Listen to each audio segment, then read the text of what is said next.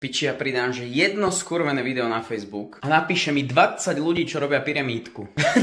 Najvtipnejšie na tom je, že všetci používajú absolútne rovnaký skript. Vieš, že keby chlapec bol aspoň originálny, ale nie všetci, že čau Adam, nemáš chvíľočku čas? No a hneď, že nedáš mi na seba telefónne číslo, že chcem ti niečo povedať. Jasné, že ti nedám na seba číslo. Kámo, číslo na seba nedávam len tak ľuďom. A to nie je, že by som bol teraz arogantný kokot, hej, že sa cítim slávny, že som teraz začal vydávať videjka, ale čo ti zajebalo? Absolútne ťa nepoznám, prečo by som ti mal dávať telefónne číslo? No a potom to klasicky pokračuje tým, že vieš čo, videl som, že podnikáš, ale nechcem riešiť biznis cez správy. Kácho, ja viem, že čo sa tu deje teraz, ja nie som priebaný, ja viem, že riešiš MLM-ko, ja mám pičiť celé tvoje MLM-ko, pyramídky, kokotiny. Ja neriešim vôbec financie, alebo nebodaj ešte pojebaný Herbalife. Poznám, že jedného jediného fakt, že úspešného človeka, ktorý rieši že financia MLM-ko. Takže určite nebudem ja riešiť ďalších 20 náhodných ľudí, čo mi napíše a s nimi ísť do nejakého biznisu. Ešte keď niekoho pošlem do piči, tak si dovolím mi norme napísať, že mne chýba pokora. Brácho, čo mi chýba pokora za to, že ti jebem celé MLM-ko? Sa zobudte.